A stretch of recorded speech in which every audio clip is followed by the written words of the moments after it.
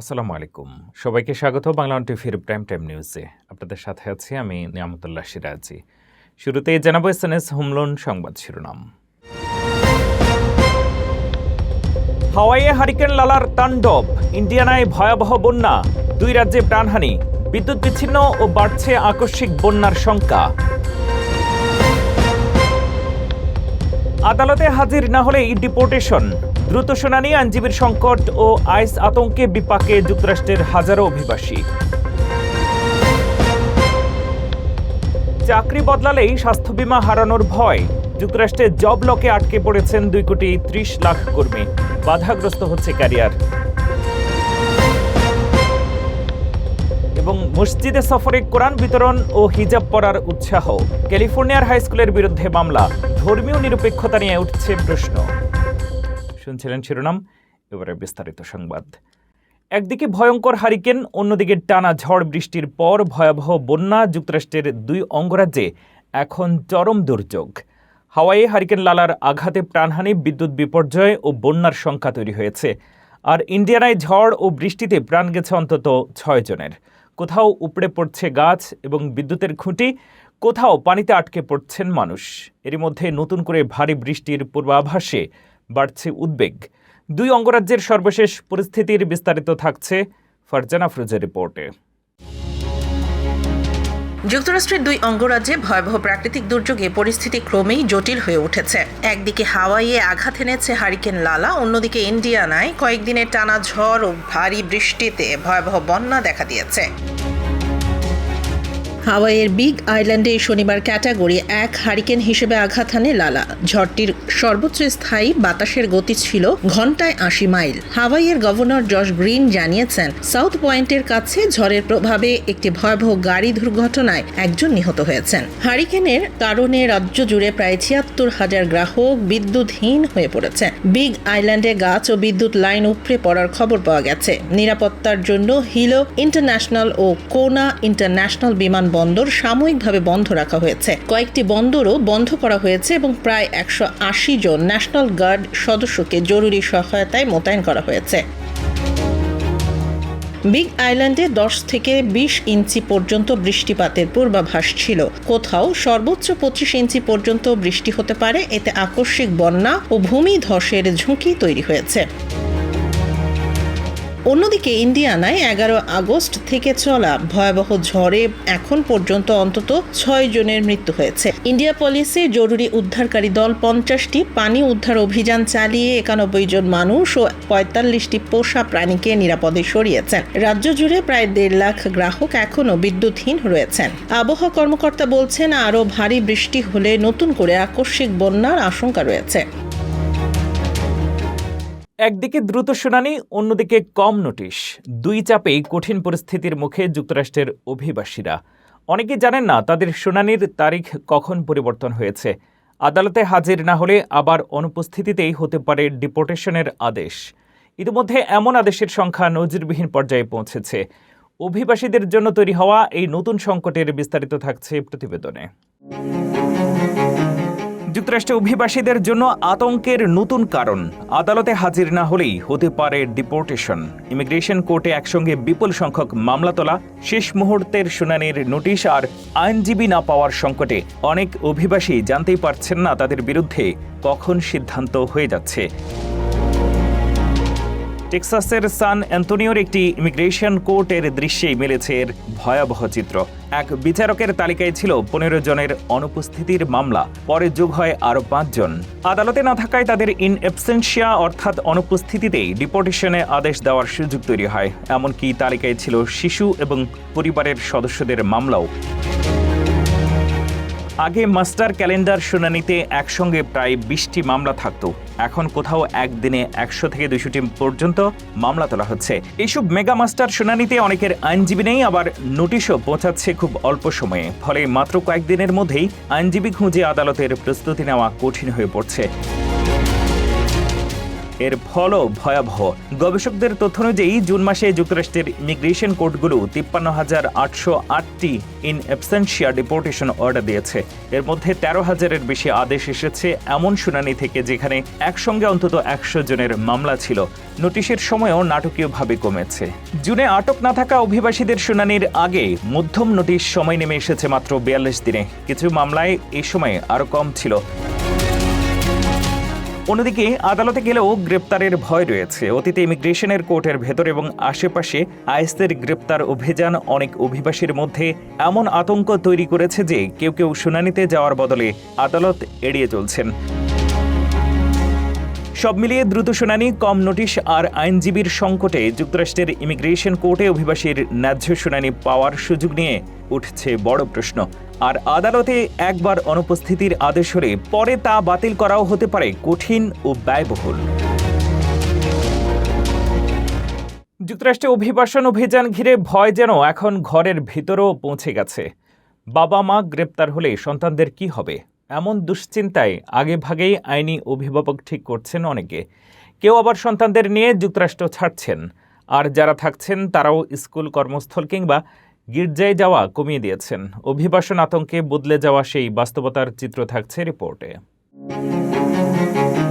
যুক্তরাষ্ট্রে অভিবাসন কর্তৃপক্ষের অভিযান, গ্রেফতার ও সম্ভাব্য দেশান্তরের ভয়ে অনেক অভিবাসী পরিবার এখন এমন সব সিদ্ধান্ত নিচ্ছে যা কয়েক বছর আগেও তারা কল্পনা করেনি। কেউ সন্তানদের জন্য বিকল্প অভিভাবক ঠিক করছেন, কেউ চাকরি ও বাইরে যাওয়া বন্ধ করছেন, আবার কেউ বছরের পর বছর গড়ে তোলা জীবন ছেড়ে যুক্তরাষ্ট্র ত্যাগ করছেন। মেক্সিকোর পুয়েবলা থেকে 2 দশকেরও বেশি আগে যুক্তরাষ্ট্রে আসা এমা কনফেসার চতুর্থ সন্তানের জন্মের আগে এতটাই উদ্বিগ্ন হয়ে পড়েছিলেন যে শিশুটির ভবিষ্যৎ নিশ্চিত করতে দত্তক দেওয়ার কথাও ভেবেছিলেন। জন্মসূত্রে নাগরিকত্ব নিয়ে অনিশ্চয়তা তাকে এই সিদ্ধান্ত ভাবতে বাধ্য করে। পরে সুপ্রিম কোর্টের রায়ে তার ভয় কিছুটা কমে যায়। অন্যদিকে মেরিল্যান্ডের এক সালভাদোরান মা, তিনি ও তার স্বামী গ্রেফতার বা দেশান্তরের শিকার হলে 7 বছরের সন্তানের দেখাশোনার জন্য স্থানীয় এক পুরোহিতকে অস্থায়ী আইনি অভিভাবক হিসেবে মনোনীত করেছেন। ওই পুরোহিত জানিয়েছেন অন্তত 31টি শিশুর জন্য তিনি এমন দায়িত্ব নেওয়ার প্রস্তুতি নিয়েছেন। কিছু পরিবার আবার পরিস্থিতি আরও খারাপ হওয়ার আগেই যুক্তরাষ্ট্র ছাড়ার সিদ্ধান্ত নিয়েছে। মিনেসোটায় প্রায় পুরো জীবন কাটানো আবদিয়েল ও আদিলেনে ডমিঙ্গেস বাড়ি, গাড়ি ও অন্যান্য সম্পদ বিক্রি করে 4 সন্তানকে নিয়ে মেক্সিকো চলে যান। যারা থেকে যাচ্ছেন তাদের জীবনও বদলে যাচ্ছে। অনেক অভিবাসী কাজে যাওয়া, সন্তানদের স্কুলে পাঠানো, বাজার করা কিংবা গির্জায় যাওয়াও কমিয়ে দিয়েছেন। কিছু চার্চ অনলাইনে ধর্মীয় সেবা চালু করেছে এবং প্রতিবেশীরা বাজার করা বা শিশুদের স্কুল থেকে আনার মতো কাজে পরিবারগুলোকে সহায়তা করছেন। এর প্রভাব স্থানীয় অর্থনীতিতেও পড়ছে। মিনিয়াপলিস, নিউ অরলিন্স সহ বিভিন্ন এলাকায় অভিবাসন অভিযান চলার সময় কিছু দোকান ও রেস্তোরাঁয় মানুষের উপস্থিতি কমেছে। হাইতিয়ান অভিবাসীদের বসবাসকারী নিউ ইয়র্কের লিটল হাইতিতেও ব্যবসা বাণিজ্য শান্ত হয়ে এসেছে বলে প্রতিবেদনে উল্লেখ করা হয়েছে। সব মিলিয়ে অভিবাসন ভীতি এখন শুধু গ্রেফতার বা দেশান্তরের আশঙ্কায় সীমাবদ্ধ নেই। এটি বহু পরিবারের সন্তানদের ভবিষ্যৎ, কর্মজীবন, পারিবারিক নিরাপত্তা এবং প্রতিদিনের স্বাভাবিক জীবনযাপনকেও গভীরভাবে প্রভাবিত করছে।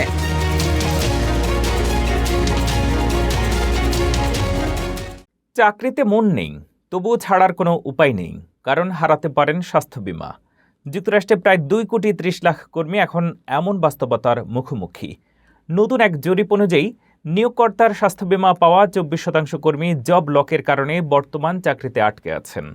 চিকিৎসা ব্যয় ও ওষুধের দাম বাড়ায় উদ্বেগও বাড়ছে। স্বাস্থ্য বীমার এই সংকট কিভাবে শ্রমবাজারে প্রভাব ফেলছে, ফারজানা আফরোজের রিপোর্টে জানুন বিস্তারিত।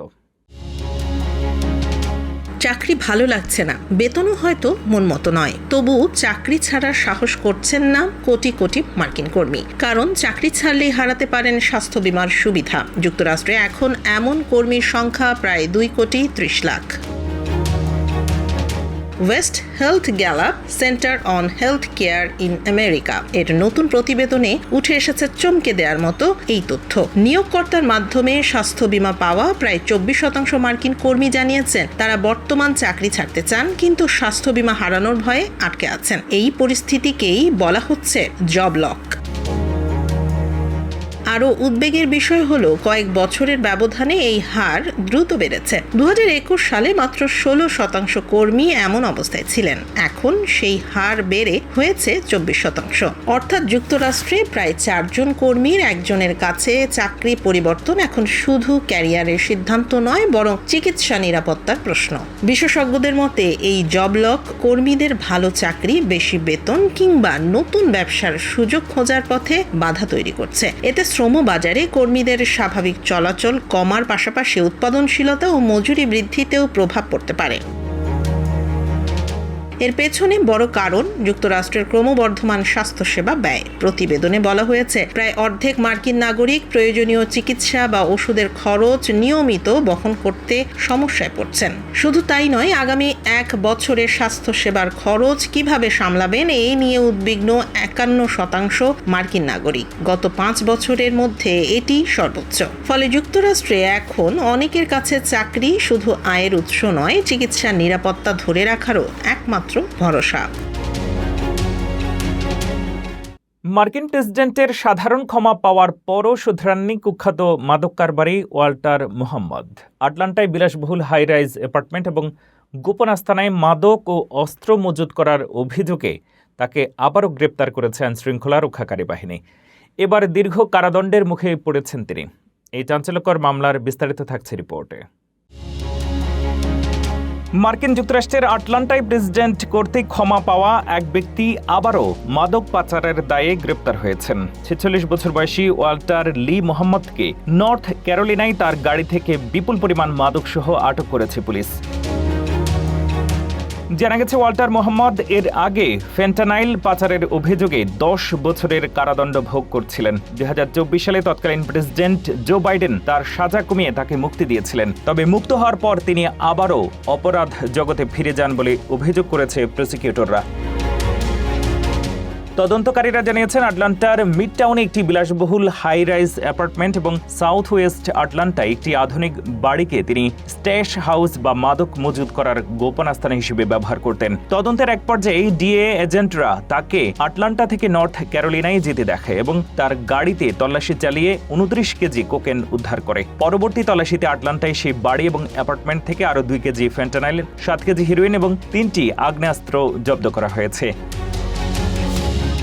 এই ঘটনায় আইন বিশেষজ্ঞরা ক্ষোভ প্রকাশ করে বলেছেন, প্রেসিডেন্ট ক্ষমা দিলেও অপরাধীকে অবশ্যই আইনের শাসনে চলতে হয়। মাদক পাচারের পূর্বের রেকর্ড থাকায় এবার ওয়াল্টার মোহাম্মদকে সর্বনিম্ন 15 বছর কারাদণ্ড ভোগ করতে হতে পারে এবং এবার তার প্যারোলের কোনো সুযোগ থাকবে না বলে জানানো হয়েছে। প্রেসিডেন্টের ক্ষমা প্রদর্শনের ক্ষমতার সাথে অপরাধীদের পুনর্বাসনের হার নিয়ে এই ঘটনাটি বর্তমানে দেশ জুড়ে ব্যাপক আলোচনার জন্ম দিয়েছে। সোশ্যাল মিডিয়ায় ছবি পোস্ট করার আগে এবার ভাবতে হবে আরও একবার, কারণ এআই শুধু ছবির মেটা ডেটা নয়, ছবির ভেতরের দৃশ্য বিশ্লেষণ করে আপনার অবস্থান শনাক্ত করতে পারে। আর সেই তথ্যই প্রতারকদের হাতে তুলে দিতে পারে নতুন সুযোগ। আপনার ভ্রমণের সঙ্গে মিলিয়ে তারা পাঠাতে পারে কার্ডে সন্দেহজনক লেনদেন সংক্রান্ত ভুয়া মেসেজ। এই প্রতারণার পুরকৌশল আর নিরাপদ থাকার গুরুত্বপূর্ণ পরামর্শ নিয়ে ফারজানা আফরোজের রিপোর্টে থাকছে বিস্তারিত।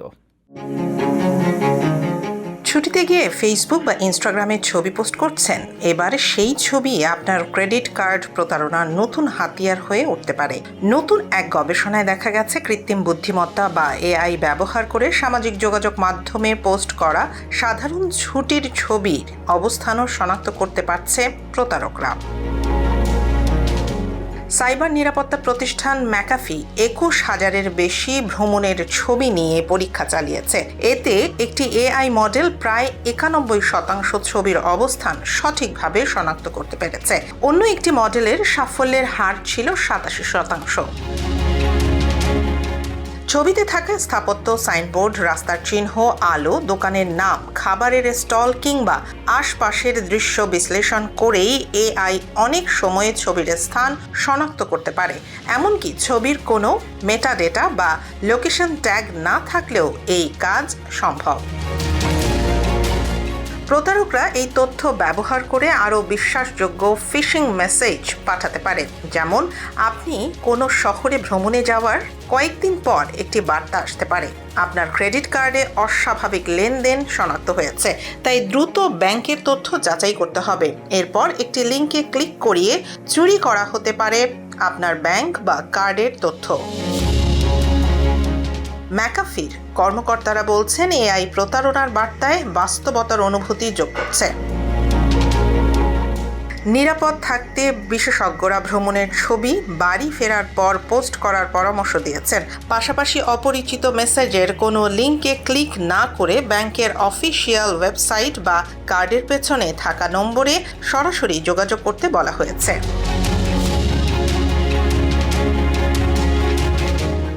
মসজিদে শিক্ষা সফর, হাতে কোরআন আর হিজাব পরার উৎসাহ, এইসব অভিযোগকে ঘিরেই এবার যুক্তরাষ্ট্রের একটি হাই স্কুলে বড় বিতর্ক।